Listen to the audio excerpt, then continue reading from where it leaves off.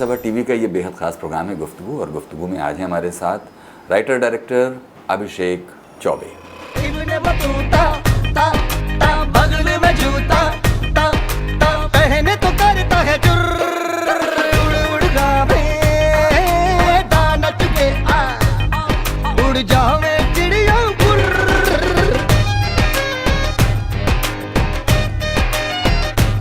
अभिषेक Choubey, writer director और producer अभिषेक चौबे दिल्ली के Hindu college से इंग्लिश लिटरेचर में एमए हैं। बचपन से ही फिल्मों में दिलचस्पी ने उनकी दुनिया जब फ्रेंच न्यू वेव और भारतीय सार्थक सिनेमा में खोली तो उसमें एक भूचाल सा आ गया। सबसे बड़े लड़ैया रे, फिल्मों को नजदीक से देखते समझते और सीखते हुए एक चक्र तब जाकर पूरा हुआ जब अभिषेक चौबे की मुलाकात विशाल भारद्वाज से हुई, जिनके साथ फिल्म मकड़ी, मकबूल, द ब्लू अम्ब्रेला, ओमकारा जैसी फिल्मों में बतौर एडी उन्होंने काम किया।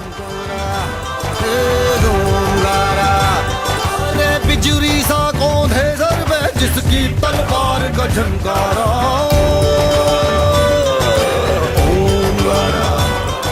एक कुशल फिल्म लेखक के बतौर उनके लेखन का लोहा आज भी सभी फिल्म दर्शक मानते हैं, जहां उनके नाम ओमकारा, द ब्लू अम्ब्रेला, कमीने और मटरू की बिजली का मंडोला फिल्में हैं।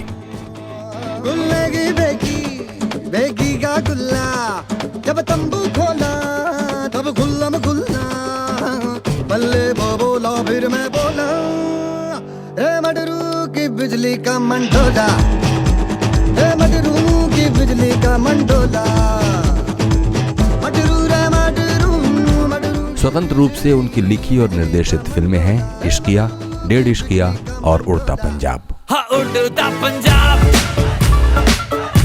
हाँ उड़ता पंजाब, हाँ उड़ता पंजाब, हाँ उड़ता पंजाब। बतौर निर्माता अभिषेक चौबे की film a death in the Gunj बहुत सराही गई है।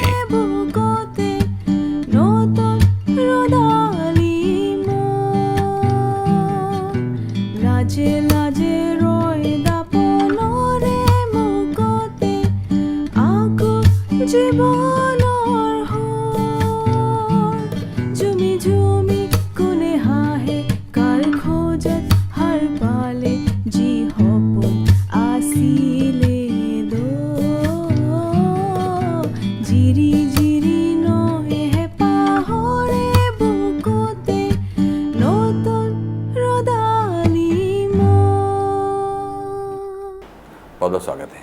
शुक्रिया। उत्तर प्रदेश के एक छोटे से शहर में पैदा होकर इस फिल्मों की दुनिया में आने का सफ़र बहुत ही एक्साइटिंग होगा, मुझे यकीन है।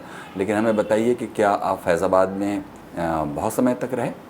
जी नहीं, फैज़ाबाद मेरी जन्मभूमि ज़रूर है और मेरा काफ़ी परिवार वहाँ रहता है, लेकिन पिताजी की ट्रांसफरेबल जॉब थी, तो मैंने अपना बचपन ज़्यादातर बिहार और जो अब जिसे झारखंड कहते हैं वहाँ बिताया है। ज़्यादातर पटना, रांची और जमशेदपुर, इन तीनों शहरों में। और फैज़ाबाद और लखनऊ, ये दोनों शहर मेरे परिवार के शहर हैं, तो हर साल हमारा गर्मी और सर्दी की छुट्टियों में जाना रहता था, तो उनसे जुड़ा तो बहुत ही करीबी तरीके से हूँ। लेकिन मेरी पटना, रांची और जमशेदपुर में स्कूलिंग हुई है, पढ़ाई। इनमें से किस मुंबई के अलावा इनमें से किस शहर में सबसे ज़्यादा लंबा आपका समय गुजरा और किस को आप दावे से कह सकते हैं कि आप जानते हैं? मेरे ख्याल से रांची शहर से मेरा जो है काफ़ी करीबी रिश्ता है। सबसे ज़्यादा वक्त कहना मेरे लिए मुश्किल है, बिकॉज ऑलमोस्ट सब जगह एक ही करीब 5-6 साल, 7-8 साल इतने बिताए हैं तीनों शहरों में। और इस वक्त तो पिछले 15 साल से मेरे माता पिताजी सेटल्ड हैं जमशेदपुर में, लेकिन रांची में मैं रहा सन 87 से 93 तक। मैं 10 साल का था जब आया, 16 साल का था जब वहाँ से निकला। तो ये ज़िंदगी के बड़े महत्वपूर्ण साल होते हैं और आपकी ग्रोथ बहुत होती है इन सालों में। तो वो साल मैंने रांची में बताया। तो उस शहर से मैं बहुत ही अपने आप को बहुत ही करीब महसूस करता हूँ। और मैं काफ़ी फ्रैंकली मैं बताऊँ तो मैं काफ़ी कंफ्यूज हो जाता हूँ, कोई पूछता है कि आप हो कहाँ से। बिकॉज मैं काफ़ी जगह से हूँ। लेकिन हाँ, रांची से अपने आप को बहुत करीब महसूस करता हूँ। और ये जो फिल्मों से प्यार जो थोड़ा पैदा हुआ होगा, जो कि अब उसके साथ वक्त गुजर रहा है, तो उसके शुरुआती वजहें या उसकी यादें क्या हैं आपकी? जी देखिए, आप अगर उत्तर प्रदेश के हो तो वैसे भी आपको सिनेमा से तो प्यार होता ही। मतलब उत्तर प्रदेश के लोग, बाशिंदे जो हैं, वो सिनेमा के अभी भी दीवाने हैं।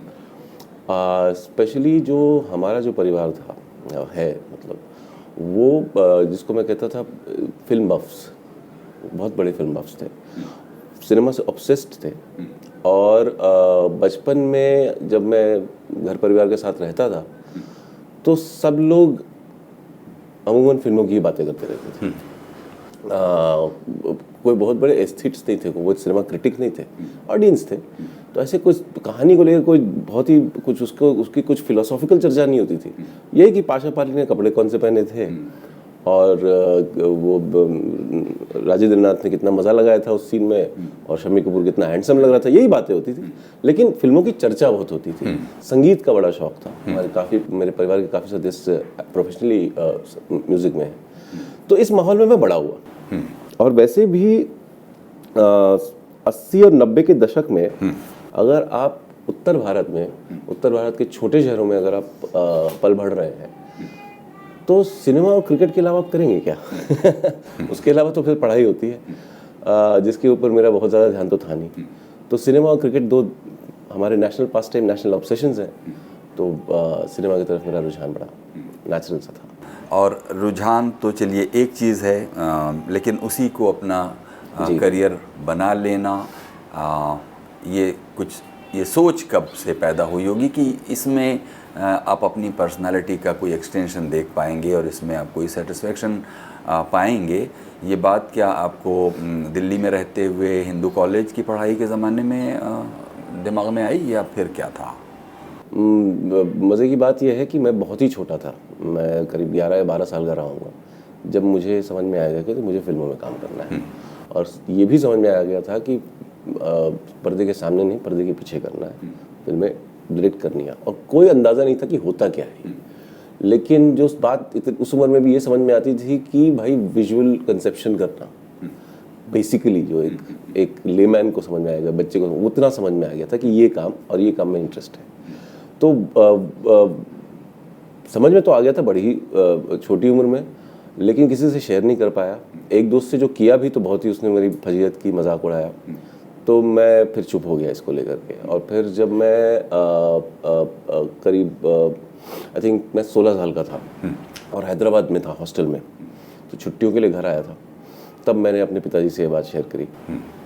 पता नहीं डरते डरते करी, पता नहीं कहीं उखड़ जाए, नाराज़ हो जाए कि ये क्या बेवकूफ़ी की बात कर रहे हो, कि हम तो भाई मध्यम वर्गीय परिवार से हैं, फिल्मों में तो कोई जाता नहीं है। बट मुझे जो सरप्राइज़ ये हुआ कि वो उखड़ने के बजाय वो अम्यूज़ड हो गए। उनको शायद मज़ा आया कहीं इस बात से, और स्माइल करने लगे, मम्मी से शेयर भी करी। तो उन्होंने कभी रोका भी नहीं इसको। उनको ये ज़रूर उनको ये था कि ये ज़रूर हीरो बनना चाहता है। उन्होंने बोला तो बेटा हमारी हीरो वाली शक्लें नहीं है, तो पता है ना। तो लेकिन मैंने कहा नहीं, हीरो नहीं बनना है मुझे, डायरेक्शन में जाना है। तो लकीली फॉर मी, मतलब ऐसा बहुत तरह के साथ नहीं होता है, but they were okay about it. So बस वहाँ से डिसीजन तो ले लिया। लेकिन सिनेमा की समझ आनी जो शुरू हुई, जो अभी भी चल रही है, वो दिल्ली से शुरू हुई। वो बात आपकी सही थी। दिल्ली में जब क्योंकि करीब 16-17 साल की फिल्म, मैंने हार्डली कोई अंग्रेज़ी फिल्म भी देखी थी। वो जब हॉस्टल में गया पहली दफ़ा तो 1-2 इंग्लिश फिल्म आई तो वो देखी, बड़ा मज़ा भी आया। और जब दिल्ली पहुंचा तब दुनिया के हर कोने का सिनेमा देखने का तजुर्बा हुआ। और फिर जल्दी समझ में आया कि ये क्या अथाह समंदर है जिसमें तुम डुबकी लगाने जा रहे हो, चलो। जो फादर अम्यूज़ हुए वो ज़रूरी कोई स्पेशल फादर रहे होंगे। आपके फादर क्या करते हैं? फ़िलहाल तो रिटायर्ड है, बट मैं तब वो पहले तो स्टेट बैंक ऑफ इंडिया में कर्मचारी थे, काफ़ी साल उन्होंने काम किया। उसके बाद उन्होंने अपनी फाइनेंशियल कंसल्टेंसी करी। तो वैसे तो सुनने में बड़ा ड्राई लगता है कि बही खातों का हिसाब रखना और ये सब वाला काम है, लोन वोन का, लेकिन है बड़े कलरफुल आदमी। आपके परिवार में कहीं दूर पार में भी किसी का कोई सिनेमा से कोई रिश्ता? Not really, no. कला से है। तो जैसे मैंने कहा कि 2-3 मेरे परिवार के सदस्य हैं, स्पेशली मेरी मदर के साइड में, जो कि संगीत में है, कंपोज भी करते हैं और गाते भी हैं प्रोफेशनली। बट उसके अलावा कला से किसी का कोई शौकीय है, बहुत शौकीन है, लेकिन शौकिया करते हैं, लेकिन ऐसा कोई प्रोफेशनल तो नहीं था। तो इसलिए ये बड़ी बात थी, मतलब किसी के लिए करना, किसी हमारे जैसे परिवार से किसी को, कोई सर्विस ओरिएंटेड बैकग्राउंड है और कोई बिजनेस में भी नहीं है, सब नौकरियां करते हैं और प्रेफर करते हैं कि सरकारी नौकरी हो भाई, सिक्योरिटी हो, बढ़िया है। तो उस तरीके से परिवार से आता हूँ, तो ये बड़ा स्टेप था। बट आप लोग कितने भाई बहन हैं, और आपके लिए फादर ने क्या करियर सोच कर रखा होगा? अब मैं अकेली संतान हूँ अपने माता पिता की। करियर मेरी जनरेशन से शुरू हो गया था, और आजकल और भी ज़्यादा मैं नोटिस करता हूँ हमारे समाज में कि पेरेंट्स अपने बच्चों के करियर को लेकर बड़े फिक्रमंद रहते हैं और बड़ा प्रेशर डालते हैं अपने बच्चों। मेरे ज़माने में भी शुरू हो गया, जब मैं बच्चा था 80s 90s में भी शुरू हो गया था। मेरे सारे क्लासमेट्स ट्यूशन भी जाते थे, तो 3 बजे तक स्कूल रहता था, उसके बाद ट्यूशन चले जाते थे। मेरा बड़ा सौभाग्य है कि मुझे इस टाइप का प्रेशर कभी नहीं डाला, कि मेरे माता पिता ने इस टाइप का प्रेशर नहीं डाला कभी। ट्यूशन व्यूशन के चक्कर में मैं कोई बहुत ही ग्रेट स्टूडेंट नहीं था, एक एवरेज स्टूडेंट था, लेकिन उन्होंने कभी इस तरीके का प्रेशर नहीं डाला कभी। लेकिन उन्होंने कभी सोचा नहीं कि करेगा क्या, कुछ को जो करना है करेगा। कहीं ना कहीं तो हम भी ठीक ठाक ही निकल गए, तो वो भी निकल ही जाएगा, इस टाइप का उनका। बड़े वो थोड़े लेड बैक और रिलैक्स थे इसको लेकर के, ये बहुत ही बढ़िया बात थी। इससे फ़ायदा ये हुआ कि they allowed me to become the person that I could become, you know. कोई इस टाइप का दबाव नहीं डाला। हालांकि जब मैं कॉलेज में आया तो एक वक्त आया था कि मेरे पिताजी को लगा कि अच्छा, ये तो फिल्मों में की जो बात की है वो तो जवानी में ऐसे कह दिया होगा उसने, अब तो शायद मैच्योर हो गया है। तो अब तो मैं फ़ोन करके बोला कि भाई मैं कैट के फॉर्म्स भिजवा देता हूँ, MBA वाले। मैंने कहा 800 रुपये का, आप देख लो आपके पैसे। तो उन्होंने कहा ठीक है, कोई ज़रूरत नहीं। तो और मैं दिल्ली का जब एग्ज़ाम परीक्षा ख़त्म हुई फाइनल 3rd ईयर की, तो मैं रिजल्ट के लिए रुका नहीं, सीधे बॉम्बे। मुंबई आने से ठीक पहले आपने क्या पढ़ाई दिल्ली में पूरी की होगी, और क्यों की होगी? दिल्ली में मैंने हिंदू कॉलेज, दिल्ली यूनिवर्सिटी में अंग्रेज़ी साहित्य पढ़ा, अंग्रेज़ी साहित्य ऑनर्स किया। एक तो जब मैं स्कूल में भी था, बहुत ज़्यादा पढ़ता नहीं था मैं, कि बैठ करके स्टडी कर रहे हैं। तो जो सब्जेक्ट में नेचुरली इंटरेस्ट था, उसमें मैं अच्छा रिजल्ट लेके आता था। उसमें लिटरेचर हो, चाहे वो हिंदी हो या इंग्लिश हो। जब दिल्ली आया तो डेफिनेटली मेरा 2 ही सब्जेक्ट्स में इंटरेस्ट था, या तो मैं हिस्ट्री पढ़ूंगा या इंग्लिश पढ़ूंगा, इसमें मैं क्लैरिटी थी मेरी। और तो हिंदू कॉलेज ऑब्वियसली मेरी विश लिस्ट में था, और उसमें मुझे इंग्लिश में मिल गया दाखिला। तो फिर मैंने सोचा नहीं, मतलब, और कुछ सीनियर्स भी थे मेरे शहर के, जिनसे बात भी करी, तो उन्होंने कहा बढ़िया कोर्स है, कर लो, करना क्या चाहते हो, मतलब वो तो सोचा नहीं अभी, तो फिर ज़रूर कर लो। तो फिर मैं, बट हमेशा से ही लिटरेचर में इंटरेस्ट था, और मेरे लिए तो वो मनोरंजन होता है कि भाई शेक्सपियर पढ़ रहे हैं या थॉमस हार्डी पढ़ रहे हैं, तो मेरे लिए तो, मुझे तो मज़ा आता है। तो जो मज़ा है वही आपके स्टडी है, तो लाइफ बिकम्स ईजियर। और वो मेरे 3 साल बड़े मज़ेदार थे हिंदी कॉलेज में, मेरी बहुत ग्रोथ हुई। Apart from the educational part of it, जो मेरी सही जो रियल जो एजुकेशन हुई वो दुनिया के बारे में हुई। काफ़ी मेरे जो सबसे घनिष्ठ मित्र हैं, मुझे उनसे मुलाकात मेरी दिल्ली में हुई। वो उसमें से ज़्यादातर भी बम्बई में, वो भी मेरी तरह फिल्मों में काम कर रहे हैं। उनके साथ रहते रहते काफ़ी फिल्म सोसाइटीज़ की, लाइब्रेरीज़ की, काफ़ी सारा, not only just films but बहुत सारा लिटरेचर, बहुत सारा संगीत सुनने का, देखने का, दुनिया समझने का मौका मिला। और उससे मेरी रियल ग्रोथ एज अगर मैं इतनी हिम्मत करूं अपने आप को कलाकार कहने की, वो ग्रोथ वहाँ से शुरू हुई। तो अभिषेक जी, बातों का ये सिलसिला आगे बढ़ाएंगे, एक छोटा सा ब्रेक लेंगे। अभी वक्त है एक छोटे से ब्रेक का। ब्रेक के बाद हाजिर होते हैं और बातें जारी रखते हैं राइटर डायरेक्टर अभिषेक चौबे के साथ।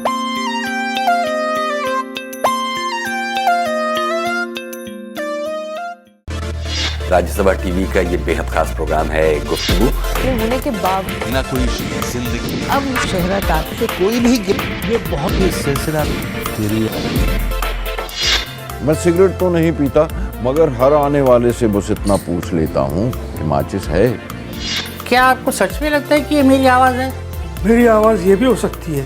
और मेरी आवाज ये भी हो सकती है।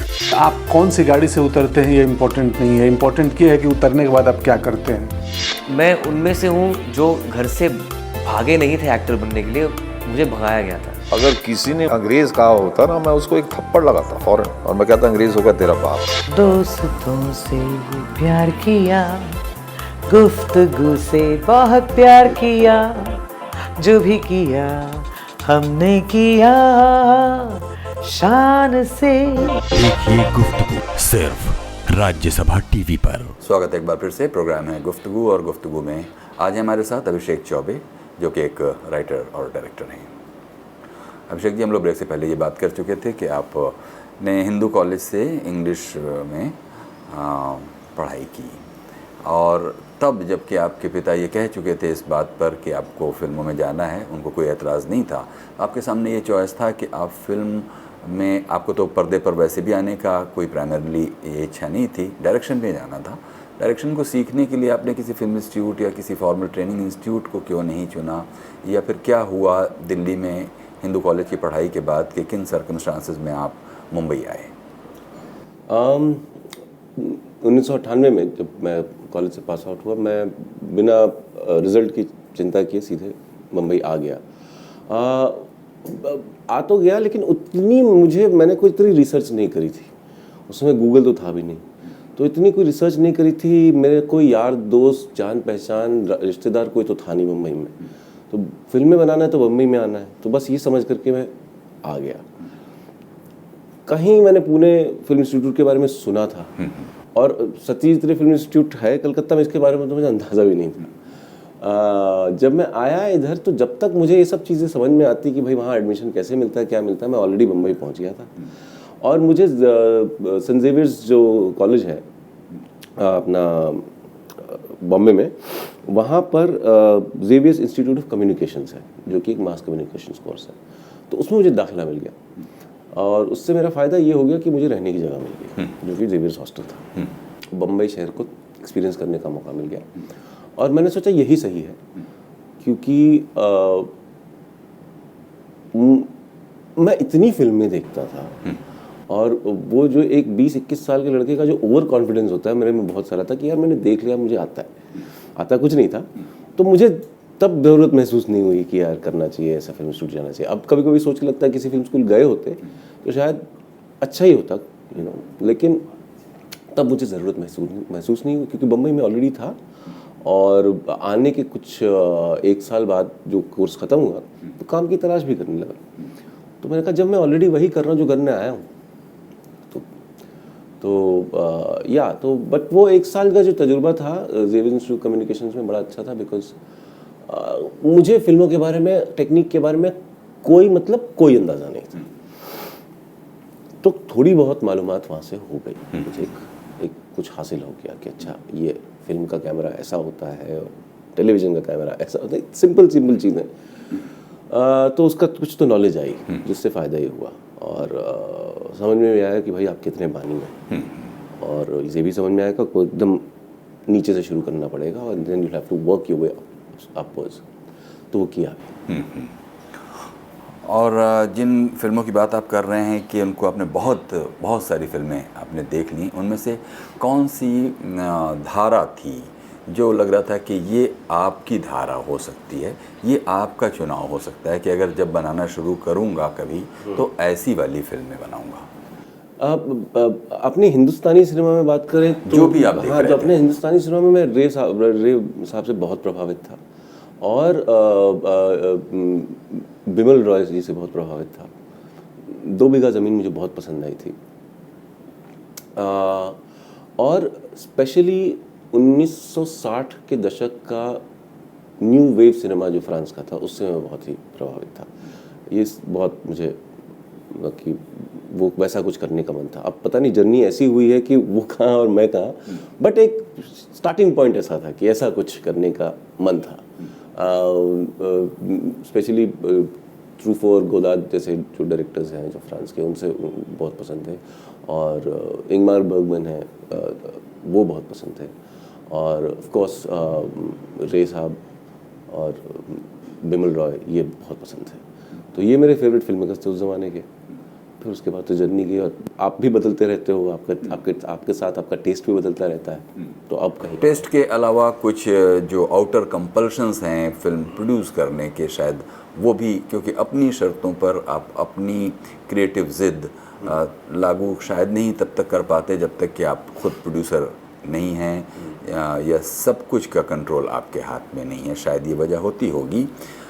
लेकिन एक as a director, as a film director, वो तो एक तरह से फिल्म का लेखक है, मतलब वो ऑथर है। तो इसको लिखने के जो व्याकरण है, इसको आप क्या सोचते हैं कि देख देख कर आपने सीखा है, या वो जो 1 साल का वो डिप्लोमा था उसने कुछ आपको?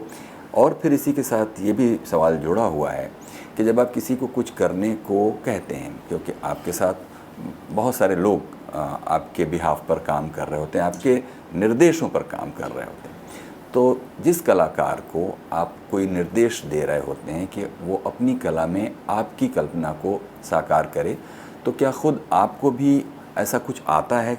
मतलब वो कलाएं, जब आप किसी को कुछ, मिसाल के तौर पर आप एक एक्टर को कह रहे हैं कि ये वाला आपको एक मोमेंट चाहिए, एक ये मूड चाहिए, तो अगर वो नहीं आपको करके डिलीवर कर पा रहा है, तो क्या आप उसे करके दिखाने की जैसी क्षमता भी रखते हैं क्या?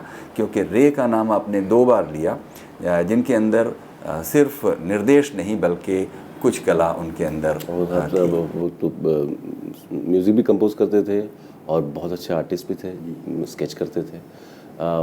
कभी कभी लगता है कि अल्लाह मियाँ ने शायद इतनी खूबियाँ दी होती तो शायद मैं कहीं और होता, लेकिन अनफॉर्चुनेटली मुझे कोई विशेष खूबियाँ नहीं है।